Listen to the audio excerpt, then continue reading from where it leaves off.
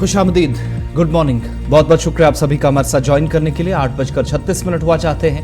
Programme आप देख रहे हैं सलाम जेके दिल्ली के स्टूडियो से बराह रास्त। मैं हूं आपके साथ आसिफ रशीद।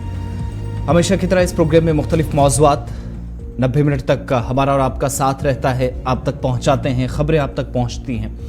ताज़ा तरीन सूरत हाल, सरहद के उस पार, दुनिया भर की कुछ बड़ी खबरें, कौमी और बैनुल-अक़वामी सतह की खबरों के साथ साथ मकामी सतह पर होने वाली ताज़ा तरीन डेवलपमेंट्स के बारे में आपको डिटेल्स देते हैं, आप के सामने तबसरा करते हैं, तज्ज़िया होता है और मुख्तलिफ मौज़ूआत पर जम्मू कश्मीर के ताल्लुक और लद्दाख के ताल्लुक से भी अपने नुमाइंदों को प्रोग्राम में शामिल कर उनकी बात भी आप तक पहुँचाते हैं और ताज़ा तरीन तफसीलात से आपको आगाह किया जाता है।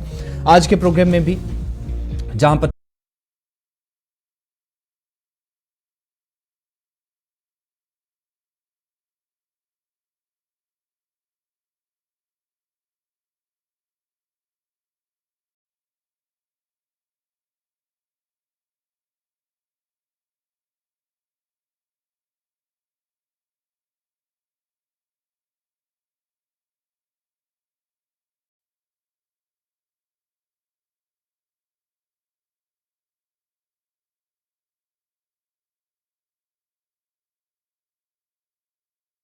में सोवियत यूनियन ने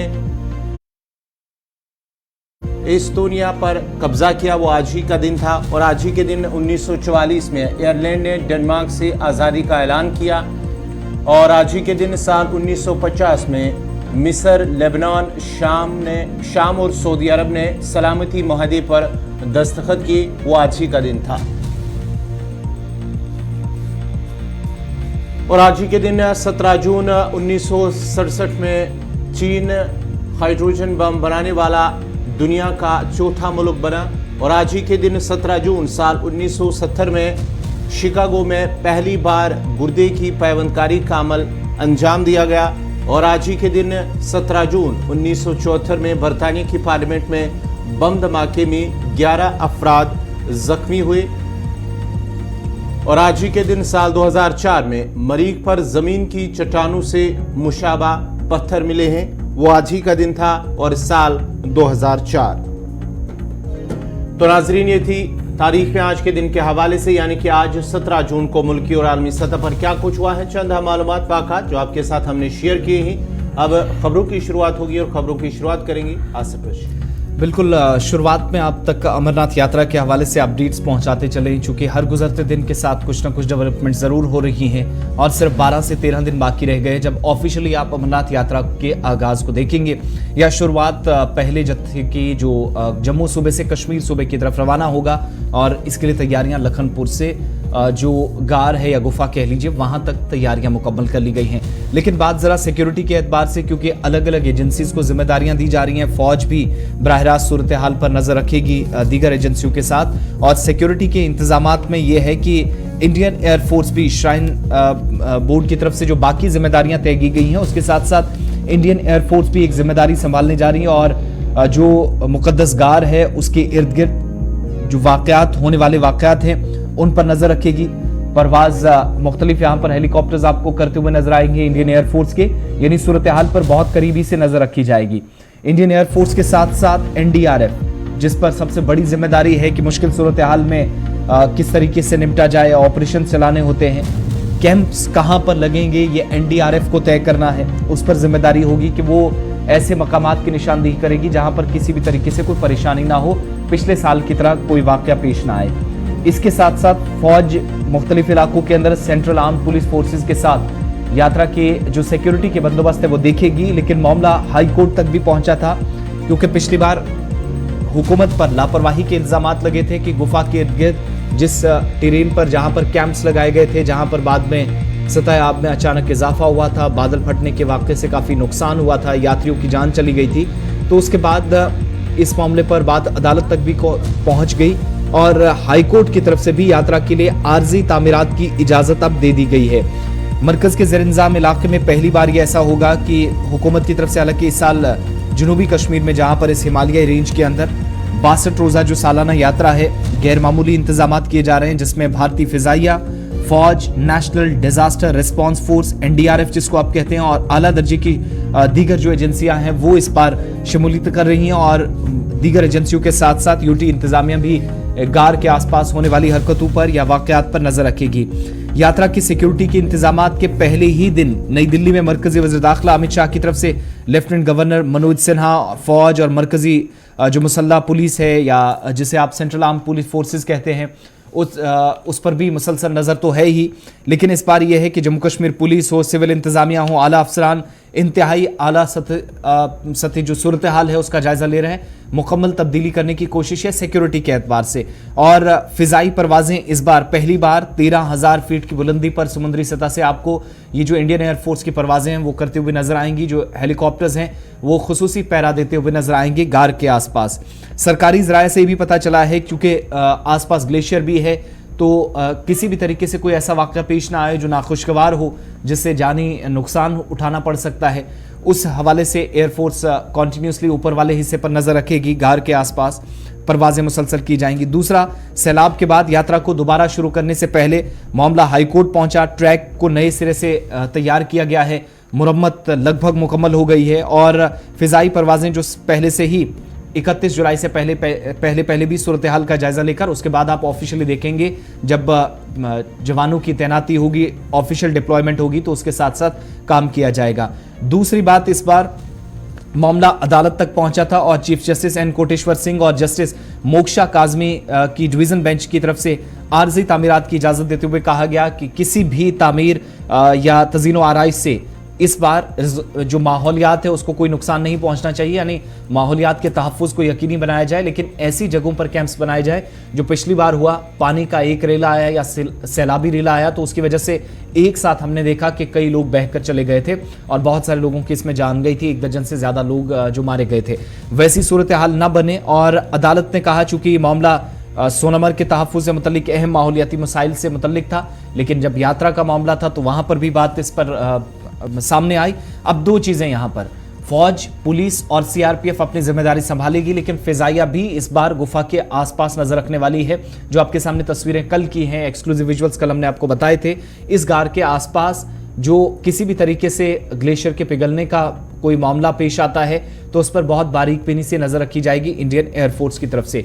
दूसरी बात ये कि फौज अलग अलग जगहों पर पहरा देगी, यानी एक एडिशनल एजेंसी के तौर पर वहां बहुत सारे लोग काम करते हुए आपको नजर आएंगे जो इस बार सिक्योरिटी के बाकी मामलात को देखेंगे। तीसरी बात ये कि हेलीकॉप्टर सर्विस जो है वो यात्रियों के लिए तो है ही, लेकिन साथ साथ रूट्स पर सिक्योरिटी को यकीनी बनाया जाए, वो पहले से जिम्मा लिया गया है। एजेंसी जो सूरत हाल का भी जायजा ले रहे हैं। 125 पोनीवालाज हैं, 1046 पिट्ठू वाले हैं, 1733 पालकी वाले हैं जो आज तक रजिस्ट्रेशन करवा चुके हैं, जो इस यात्रा का हिस्सा होंगे और बहुत सारे लोगों की मदद करेंगे पिछले सालों की तरह।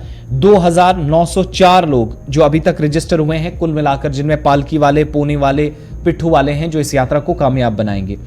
इसके अलावा ये भी कहा गया है कि चूंकि जब इंतजामिया की तरफ से टेम्परेरी स्ट्रक्चर्स पिछली बार बनाए गए थे तो वो सवाल ना उठे, वो अदालत की तरफ से क्लियरेंस मिल गया है, वो भी एक बड़ा मसला था। इस बार उस पर भी चीज़ें हल कर ली गई हैं। तो बहुत सारी चीज़ें हैं, अब कुछ दिनों का वक्त बचा है। कल और परसों 19 और 20 जून से आप देखेंगे कि मज़ीद हुकूमत हरकत में आएगी और 60 से ज़्यादा जो कंपनियाँ हैं सेंट्रल आर्म पुलिस फोर्सेस की, CRPF की या CAPF की, तो उनकी तैनाती भी 20 जून से गौहर अमल में लाई जाएगी। बिल्कुल, जहां पर सभी तैयारियां की जा रही और इसके साथ साथ भी जो चॉपर सर्विस जो बुकिंग है उसका भी अमल शुरू हुआ है। इस सिलसिले में लगातार तैयारियां हैं और 20 जून से जो CRPF की तैनाती होगी वो बाज़ाब्ता तौर पर 60,000 के करीब CRPF एहलकारों को तैनात किया जाएगा। बढ़ते आगे बात ज़रा करेंगे मजहबी पेशवा, तिब्बत के मजहबी पेशवा दलाई लामा के हवाले से, जो कि लद्दाख का दौरा कर रहे हैं।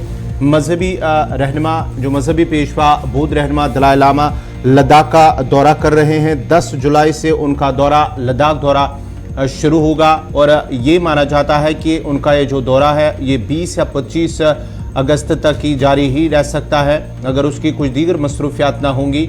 लद्दाख के अलग अलग इलाकों का वह दौरा करेंगे, जहाँ पर वो अवामी इज्तिमा से भी खिताब करेंगे और जो रिलीजियस सेरेमनीज़ हैं वो डिलीवर करेंगे। दलाई लामा 10 जुलाई से बाज़ाब्ता तौर पर इनकी ये जो यात्रा है, यानी कि लद्दाख दौरा जो है उसकी शुरुआत होगी। फोटांग में उनका 3 रोज़ा जो वो वहाँ पर स्टे करेंगे, उसके साथ साथ ही वो चोखांग भी जाएंगे दलाई लामा और मुख्तलिफ जो लद्दाख के इलाके हैं, खासकर लेह के इलाके, वहाँ उनका दौरा रहेंगे और कई स्कूलों के अंदर भी जाएंगे वो और अवामी इज्तिमा से भी वो खिताब करेंगे जहाँ पर वो रिलीजियस सेरेमनीज भी डिलीवर करेंगे। उसके साथ साथ ही ये भी माना जाता है कि उनका जो लद्दाख का दौरा है काफ़ी लंबे अरसे तक ही रहेगा, 20 से 25 अगस्त तक माना जाता है। अगर उसकी दूसरी कोई मसरूफियात ना हो तो उनका दौरा ये 25 अगस्त तक जारी रह सकता है।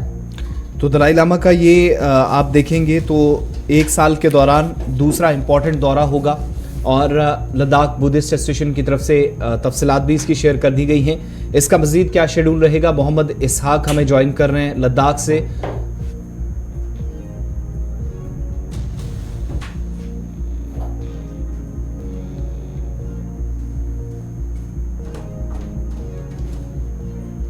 चलिए मोहम्मद इसहाक हमारे साथ हैं। मोहम्मद इसहाक का बहुत शुक्रिया ज्वाइन करने के लिए। बुद्ध रहनुमा जो कि इस बार फिर से लद्दाख आ रहे हैं और एक साल के दौरान दूसरा तीसरा दौरा उनका है, क्या इस बार तैयारियां हैं, शेड्यूल क्या क्या रखा गया है, कहां कहां मुलाकातें होंगी, सिर्फ मजहबी तकरीबात होंगी या कुछ इस बार हम देखें कि पॉलिटिकल डेलीगेशंस भी पॉलिटिकली उनके साथ मुलाकात कर सकते हैं इस दौरे के दौरान 10 जुलाई के बाद? जी आसिफ साहब, जिस तरह से his holiness the 14 Dalai Lama का इस साल एक बार फिर उन्होंने लद्दाख का दौरा किया है और 1 महीने तक की लद्दाख में रह सकता है और इस बीच हर साल की तरह इस साल भी उनका जो इवेंट है वो स्पेसिफिकली रिलीजियस इवेंट होगा और मुख्तलिफ जगहों पे रिलीजियस समन होगा। आपको बता दें, चूंकि लद्दाख पहुंचेंगे, पहुंचने के बाद Ladakh Buddhist association, Ladakh Gonpa association और लद्दाख के मुख्तलिफ जो स्टेक होल्डर्स हैं उनकी तरफ से दलाई लामा जी को वो वालिहाना इस्तकबाल किया जाएगा और जो फोटंग जो जगह है जिसे चोखंग कहा जाता है, वहां पे वो 3 दिनों के लिए रेस्ट करेगा फोटंग में और इसके बाद जो है दलाई लामा चोखंग में विजिट करेंगे जहां पे लोगों को खासकर जो कि चुकलमसर में एक जगह है 21 से 23 तारीख तक के लिए वो उनको सरमन दिया जाएगा और उसके बाद ने दलाई लामा का एक अहम विजिट है लद्दाख लैमडन यरचो छिन्मो, जो कि लैमडन गोल्डन जुबली सेलिब्रेशन कर रहे हैं। वहां पे जो लैमडन स्कूल ले हैं उनके विजिट के पहले हफ्ते में वहां पे वो खुसूसी तौर पे शिरकत करेंगे और स्टूडेंट और खासकर जो लद्दाखी लोग हैं उनको अहम जो ह्यूमैनिटीज के हवाले से या बुद्धिस्ट मजहब से ताल्लुक जो अहम बातें हैं, अहम जो रिलीजियस बातें हैं वो उन तक पहुंचाया जाएगा। तो दलाई लामा जी का जो विजिट है वो काफी महत्वपूर्ण और अहम है और खासकर आगे इसके अलावा जो बाकी स्केड्यूल के बारे में उनके जो ऑफिस हैं धर्मशाला के साथ कांटेक्ट करेंगे, लेह में जो उनके मेंबर्स हैं जो LDA LGA उन सब जो है डिस्कस करके आगे के लायामल तय किया जाएगा कि आगे किस तरह की मीटिंग दलाई लामा जी का हो सकता है। तो उनका जो विजिट है इस साल का ये काफी अहम है क्योंकि जब जब भी दलाई लामा लद्दाख आते हैं तो एक बड़ी चीज देखने को मिलता है जहाँ पे सभी जो रिलीजियस ऑर्गेनाइजेशंस और सभी पॉलिटिकल सोशल ऑर्गेनाइजेशन एक ही प्लेटफॉर्म पे आकर उनका इस्तेमाल करते हैं और एक अहम मैसेज देश और दुनिया को आज के इस दौर में जिस तरह से एक तरफ से आपका जैसे कम्युनल टेंशन हमें बहुत सारे रीजन्स में देखने को मिलता है, कॉन्फ्लिक्ट देखने को मिलता है, तो लद्दाख से देश और दुनिया को एक मैसेज पहुंचता है कि लद्दाख में पीस है, कम्युनल हार्मनी है और एक रिलीजियस कोएग्जिस्टेंस है।